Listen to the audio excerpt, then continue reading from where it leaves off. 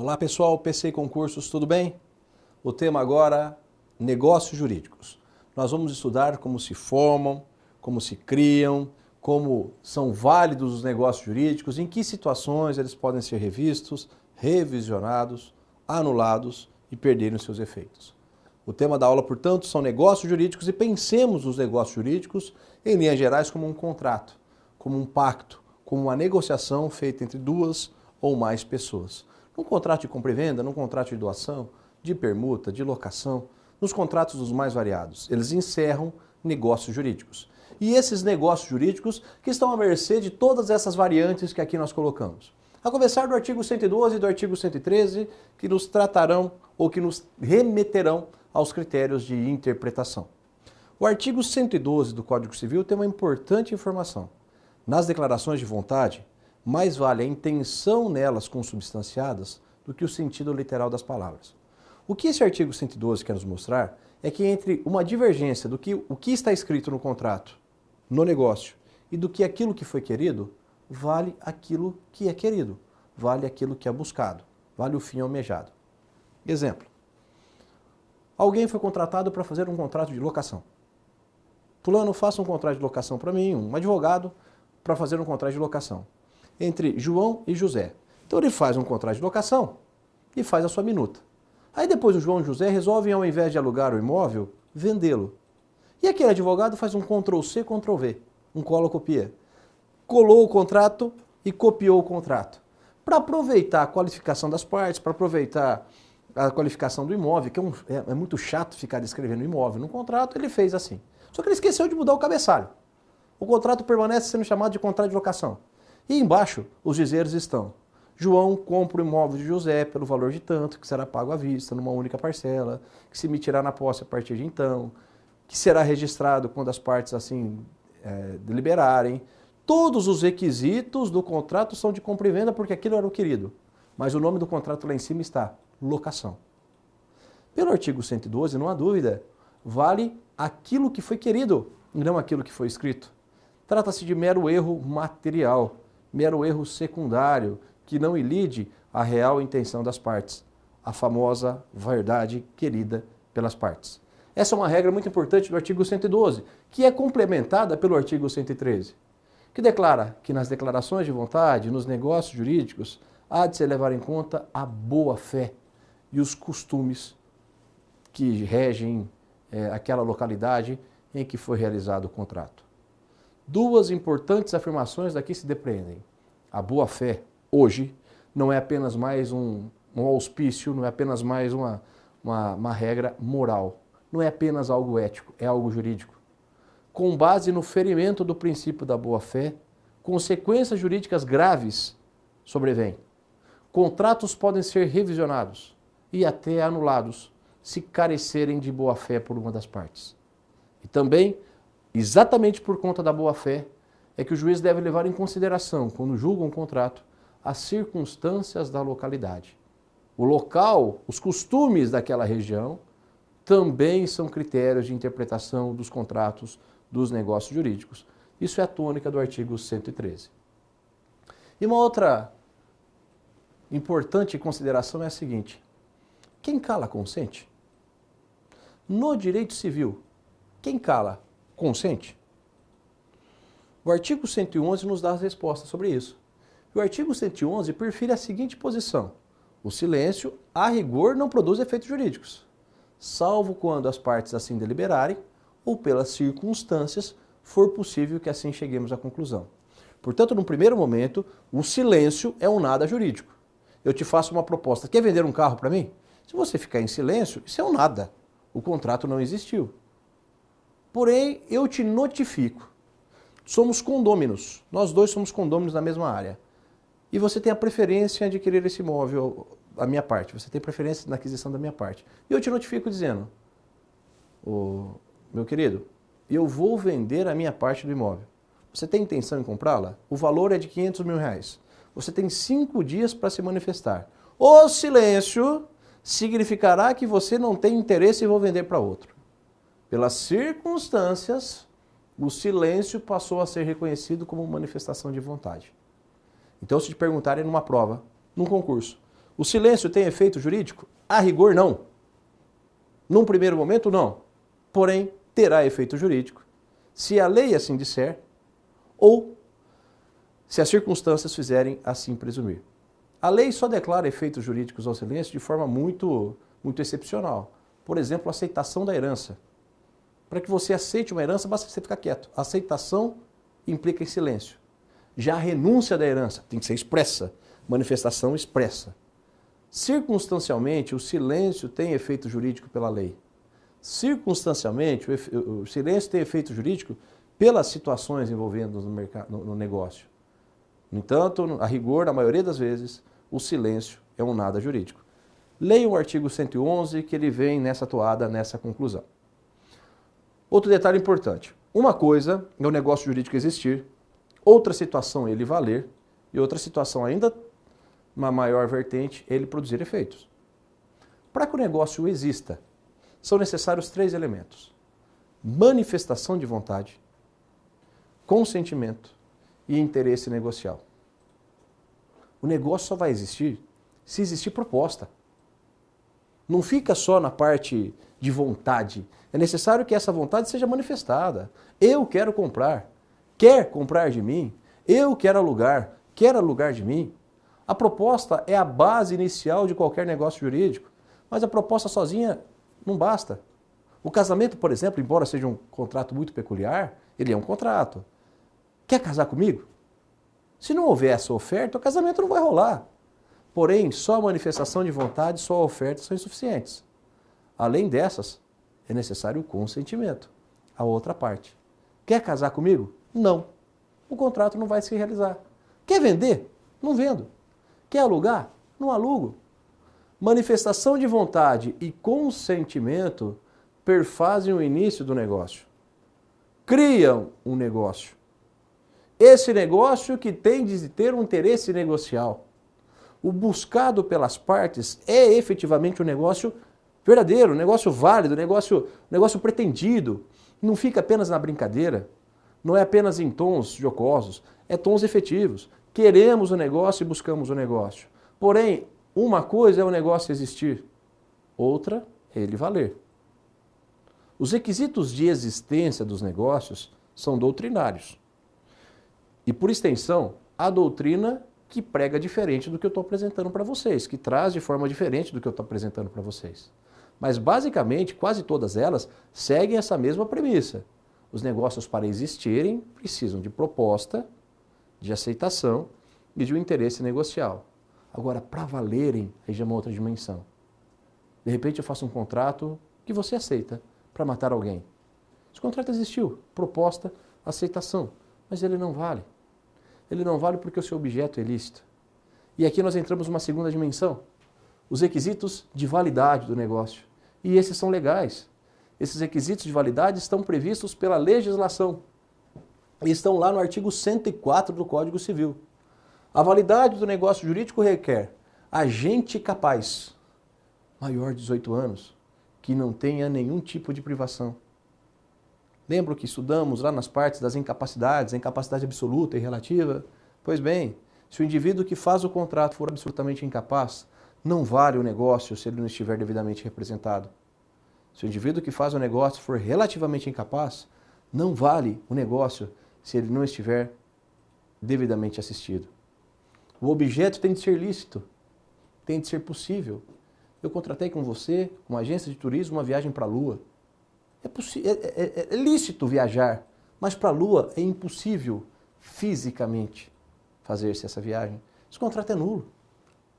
Toda vez que houver ofensa a requisito de validade, a consequência é a nulidade do contrato, é a nulidade do negócio. Toda vez que alguns desses incisos forem desrespeitados, a consequência é a nulidade absoluta do negócio.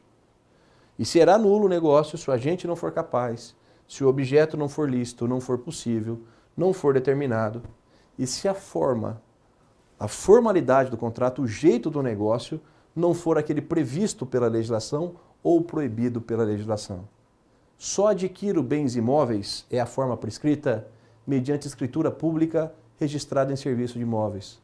Só me caso é a forma prescrita mediante toda aquela solenidade da habilitação a ser observada. Posso reconhecer meu filho em qualquer circunstância, com exceção na ata do casamento. Está proibido pela lei que haja o reconhecimento de um filho em ata do casamento.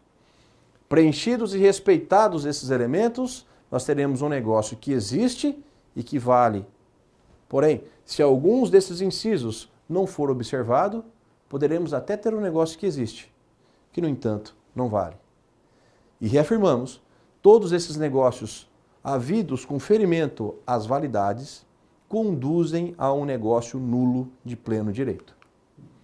Além disso, é possível que nós tenhamos um contrato que exista, que valha, mas cujos efeitos estejam vinculados a elementos adicionais. É o que nós chamaremos de elementos acidentais. Acidentais nos negócios. Não precisa tê-los. Não é necessário que nós tenhamos no negócio jurídico os elementos acidentais. Mas se tivermos, esses negócios estarão vinculados à observância desses elementos acidentais. E esses elementos acidentais são exatamente a condição, o termo e o encargo. A condição é aquilo que vincula a eficácia, a produção de efeitos de um negócio a um evento futuro e incerto. Futuro e incerto. Se você passar no concurso, eu te dou uma festa. Isso é uma promessa de doação. Vale porque foi feita de forma unilateral. Desculpa, existe porque foi feita de forma unilateral. Vale porque o agente é capaz, porque o objeto é lícito e porque a forma é livre. Mas eu sou obrigado a lhe dar essa festa se você passar no concurso. Essa é a condição. Passar no concurso, que é um elemento futuro e incerto. Torcemos para que você passe no concurso, mas por umas circunstâncias pode ser que não passe. E se não passar, você não tem direito ao prêmio. Quando seu pai lhe dizia, se você passar no vestibular, lhe dou um carro, isso é a condição.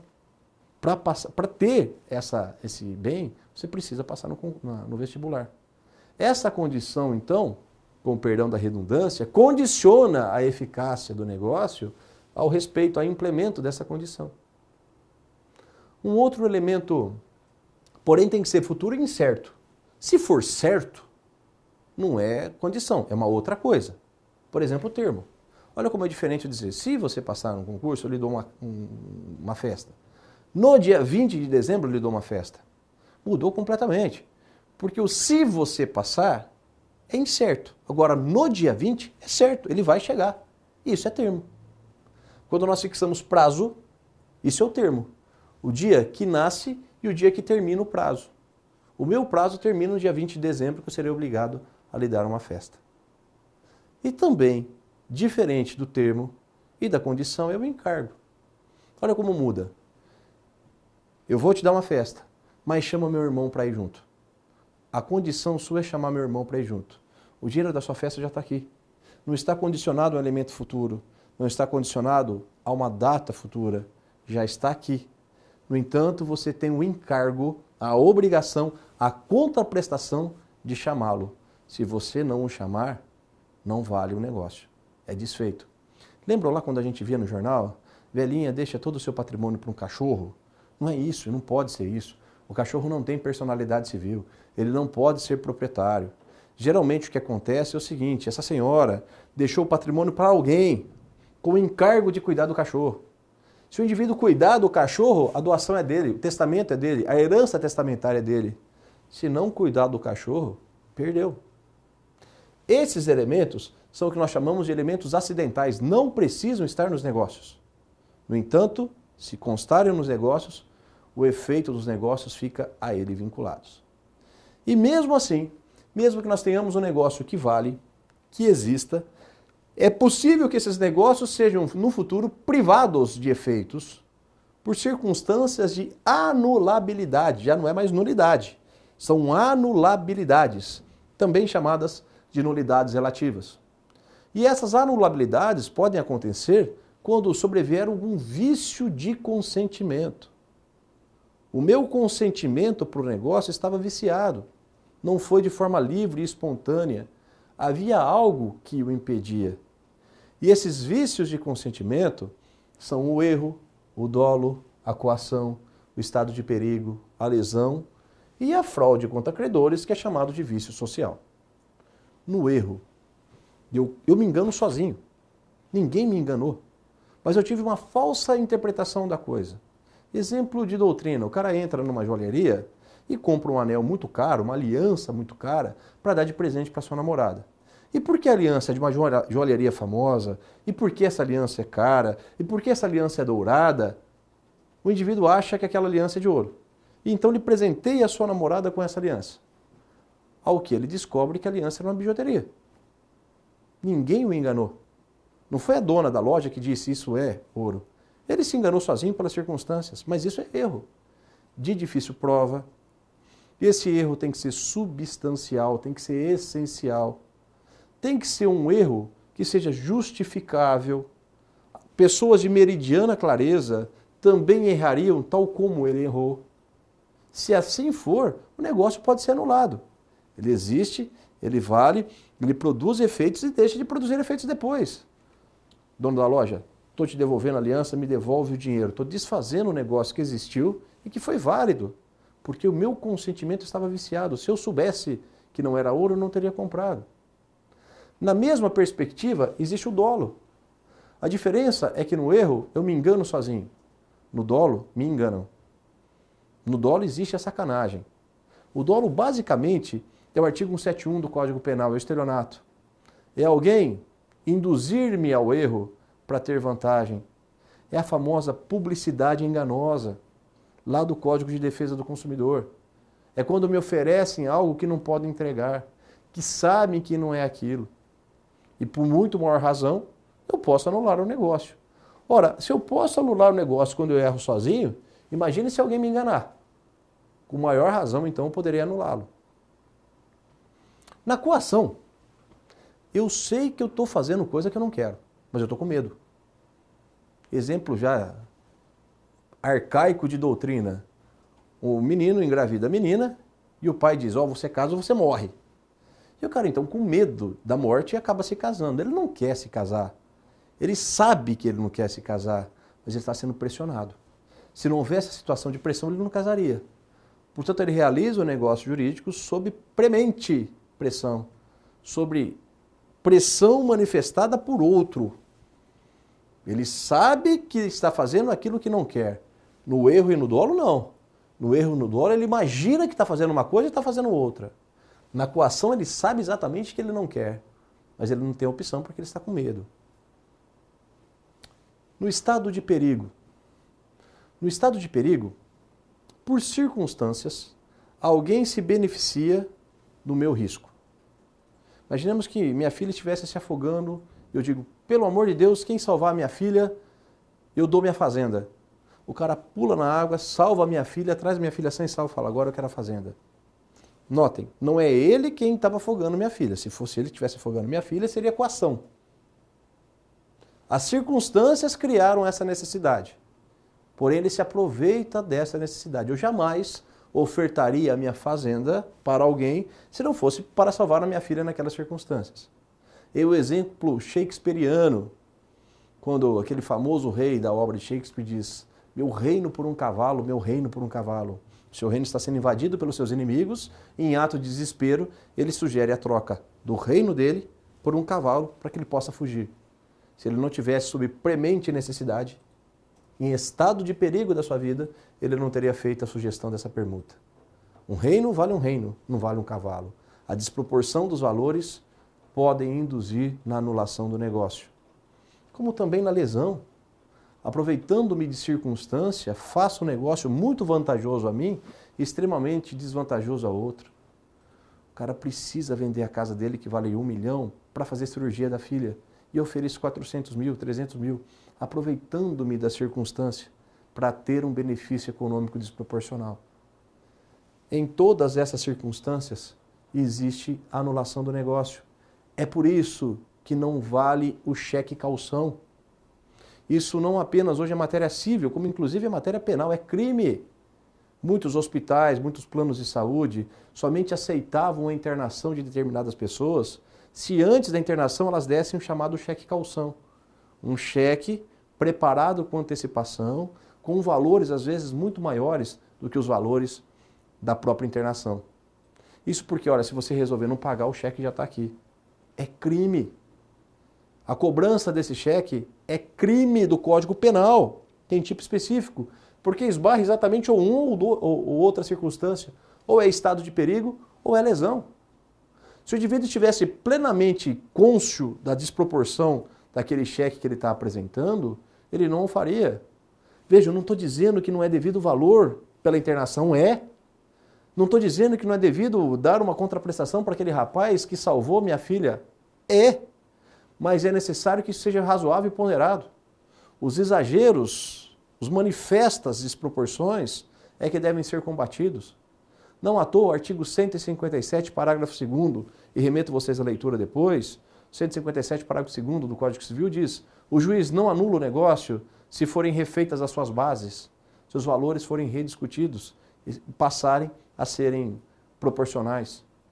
Ora, eu vender minha casa de 1 milhão por 300 mil é desproporcional, mas aquela casa de 1 milhão por 800 mil deixou de ser. Basta que a outra parte complemente a diferença para que o negócio seja mantido. Anular-se o negócio, desconstituir-se o negócio é exceção. Por segurança jurídica, o que se busca é a manutenção do negócio e não o seu desfazimento. Nessas hipóteses, contudo, estaremos falando de anulabilidades, de nulidades relativas, como é a fraude contra credores. Entretanto, essa não é um vício de consentimento. Eu não estou viciado quando eu consinto ou deixo de consentir algo. Eu estou viciando a minha vontade para prejudicar outro. Eu sei que eu sou um devedor. E sei que a única forma que o credor tem de receber algo de mim é tomando o meu patrimônio. Portanto, eu resolvo dilapidar o meu patrimônio e transfiro para terceiro, que disso sabe, que disso conhece. Eu vendo ou dou o meu patrimônio, transfiro, alieno a ele, com o conhecimento dele, de que estou fraudando o interesse de um credor. Nós sabemos o que queremos. Se eu faço um contrato de compra e venda com ele, um contrato de doação com esse terceiro, eu sei que eu quero vender, ele sabe que quer comprar. Porém, fazemos isso no intuito de prejudicar um terceiro. Isso é fraude contra credores, cuja anulação desse negócio havido entre mim e esse terceiro demanda uma ação chamada de ação pauliana. Portanto, nós teremos duas situações de graves lesões aos interesses dos negócios. Uma situação de nulidade e outra a situação de anulabilidade. As nulidades encerram as chamadas nulidades absolutas. É quando nós temos a ofensa, basicamente, ao artigo 104 do Código Civil. Nas nulidades, nós teremos a ofensa ao artigo 104 do Código Civil. Quando o negócio é com a parte absolutamente incapaz, quando o objeto é ilícito, quando a forma não é a forma da lei. E as anulabilidades, ou nulidades relativas, encerram basicamente os vícios de consentimento. E também quando as pessoas forem relativamente incapazes. Se houver absoluta incapacidade, o negócio é nulo. Se houver relativa incapacidade, o negócio é anulável. De modo que nós teremos a anulabilidade nessas duas circunstâncias apenas. Quando o agente for relativamente incapaz, artigo 4º, ou quando houver vício de consentimento. O erro, o dolo, a coação, o estado de perigo e a lesão. Aqui nós teremos anulabilidades. Aqui nós teremos nulidades. E a grande diferença entre essas anulabilidades e essas nulidades está nesse esquema apresentado para vocês. Ora, nós temos que pensar que quando um ato é nulo, o ato nulo ofende interesse público. Matéria de ordem pública. Por isso que a consequência tem que ser mais grave, mais pujante. Quando o negócio é anulável, ofende interesse privado. E aí a coisa pode ser condescendente. Nós podemos convalescer, aceitar o negócio dentro de certas perspectivas. Vejam, Negócio nulo ofende interesse público, matéria de ordem pública. Negócio anulável ofende interesse privado, matéria de ordem privada. Se nós tivermos em mente isso, todas essas outras consequências aqui são corolários, são decorrências automáticas. Vejam só, quando o ato é nulo, ele é tão grave que qualquer interessado e o Ministério Público pode requerer essa decretação e o juiz pode reconhecer de ofício. Quando o juiz se depara com uma causa em que esteja presente o negócio nulo, ele declara a nulidade de ofício. É bem verdade que pelo novo CPC, em especial pelo artigo 10, o juiz primeiro terá de dar vista às partes. Autor e réu manifestem-se sobre a eventual nulidade do contrato.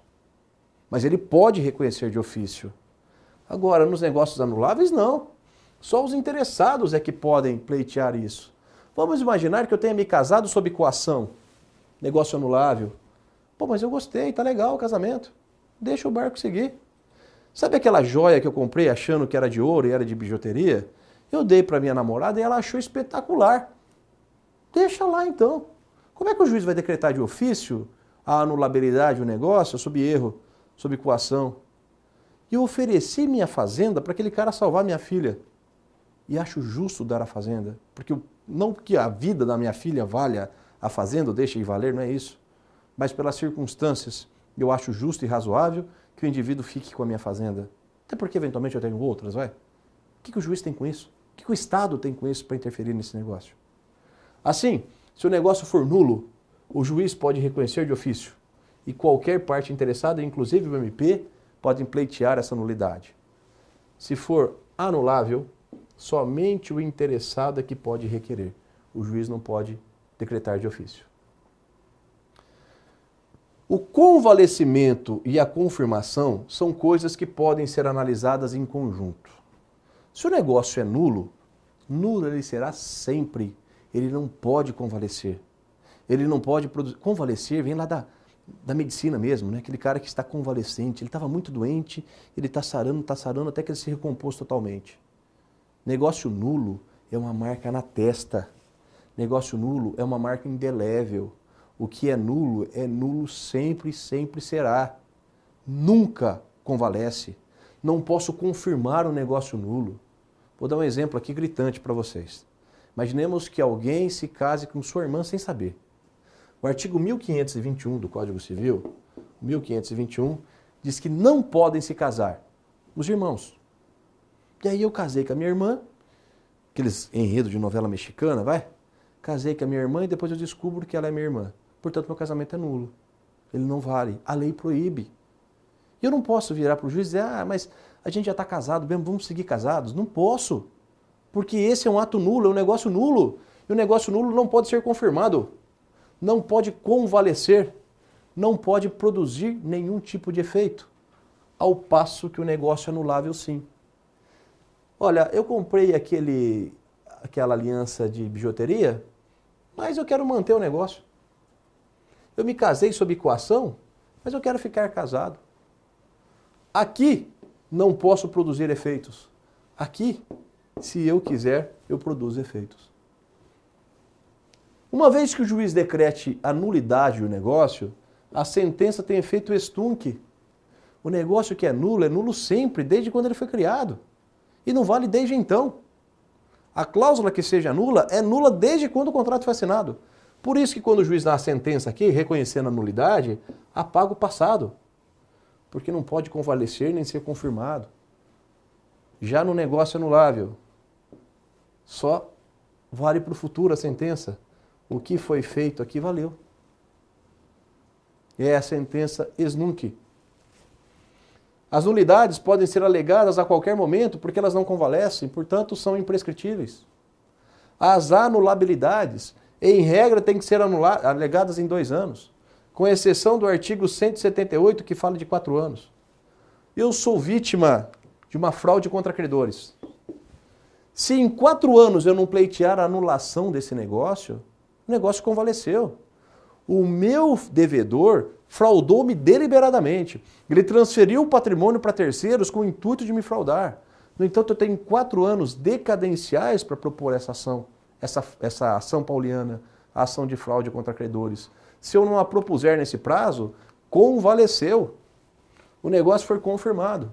Perdi a possibilidade de alegar isso pelo decurso do prazo decadencial. E tudo porque, olha só, o interesse aqui é público, ao passo que o interesse aqui é privado, como nós dizíamos. Gente, as nulidades são sempre coisas muito graves.